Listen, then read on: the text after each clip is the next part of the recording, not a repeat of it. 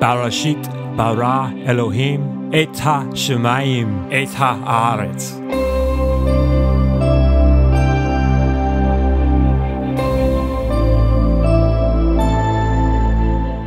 In the beginning, God created the heavens and the earth.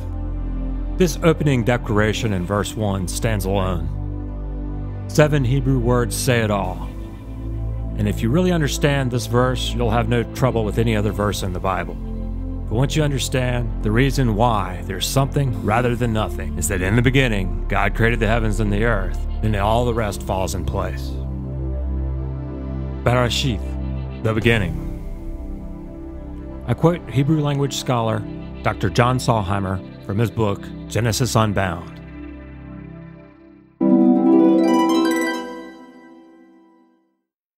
The Hebrew word reshit, which Moses used, has a very specific sense in Scripture. In the Bible, the term always refers to an extended, indeterminate duration of time, never a specific moment. It is a block of time, which precedes an extended series of time periods. It is a time before a time. The term does not refer to a point in time, but to a period or duration of time which falls before a series of events.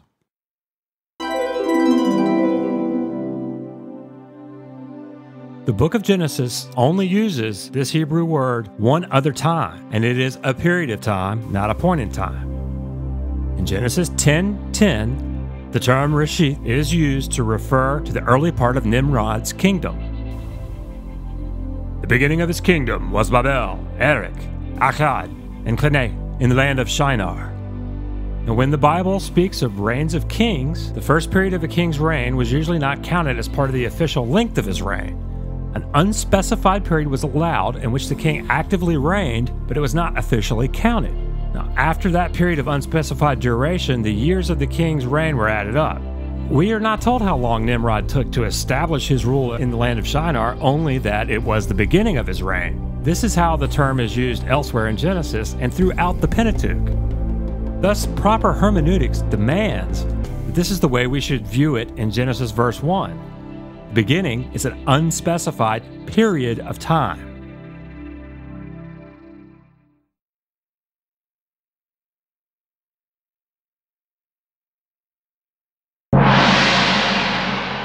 The second word, bara, to create out of nothing. Now this is in contrast to other words in Hebrew, to fashion or fabricate, to form or shape. The word bara is used only 3 times in the first chapter of Genesis because it only records 3 acts of creation. Number 1, the creation of something from nothing. In the beginning, God created the universe.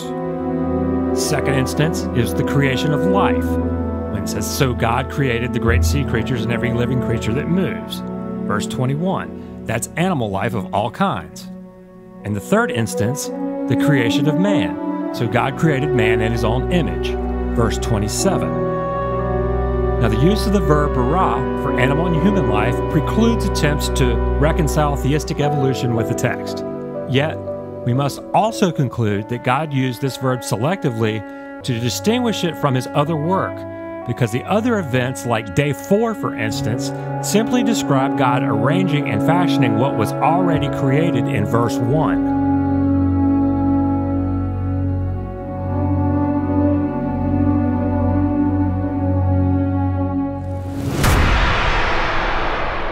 Now, the term Elohim, the name of God, appears to be a grammatical error because it's plural, not singular. Now, this is recognized by many scholars as the first hint at the Trinity.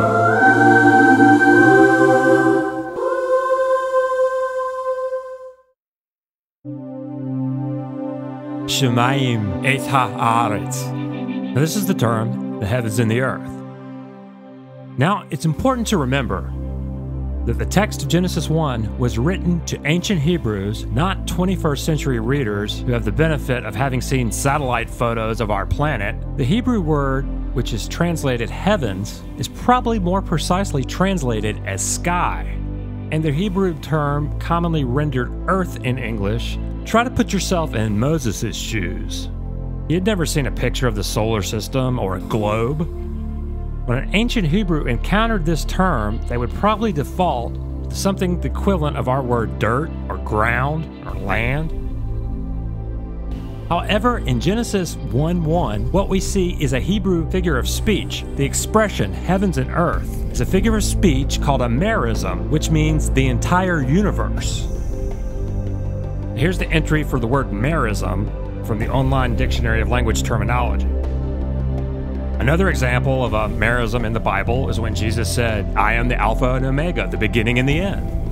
The phrase, the beginning and the end, includes all that God has done in the beginning and everything between until finally at the end. Now, to determine whether heavens and earth is being used as a merism, the context of the passage is king. For example, a very common misconception is to see Exodus 20, verse 11, as describing the same events as Genesis 1:1. For in 6 days the Lord made the heaven and the earth, the sea, and all that is in them. Now this is an example where the English heaven and earth is not being used as a merism. The universe includes the sea, so we must ask, to what does the pronoun them in the phrase all that is in them refer to? The plural sense is a dead giveaway that the verse does not use the Hebrew merism, meaning universe. Thus, Exodus 20, verse 11 means that God made 3 distinct things in 6 days: the sky, the land, the seas, and that he filled them with all that is in them during the same period. In other words, it describes God's work between Genesis chapter 1, verse 2 and Genesis chapter 2, verse 4 in arranging the matter on the earth. Now, another widely held but easily dismissed misconception is that Genesis 1:1 is a summary statement or a title. The Hebrew language uses simple phrases as titles. For example, Genesis chapter 5, verse 1 is a title, and it reads, "This is the book of the generations of Adam." So if Genesis 1:1 were a title, we would expect to see something like, "This is the book of God's creation." Now, the view of Genesis 1:1 as a title or a summary also has a very serious logical problem. Because if it's true, then there's no mention of God ever creating earth or matter, as if it existed eternally. To illustrate how devastating viewing verse 1 as a title or a summary statement is, simply mark out verse 1 and then try to make sense of the Genesis account. You would have to start with, "And the earth was without form and void, and darkness was over the face of the deep, and the Spirit of God was hovering over the face of the waters." This would lead the reader to the idea that the earth had always existed. Even more destructive to the summary title idea is verse 2's use of a conjunction. Va in Hebrew, usually translated as and. Now, Hebrew grammar employs the use of conjunction very carefully. If verse 1 was a title, then verse 2 would not begin with a conjunction that means and or but.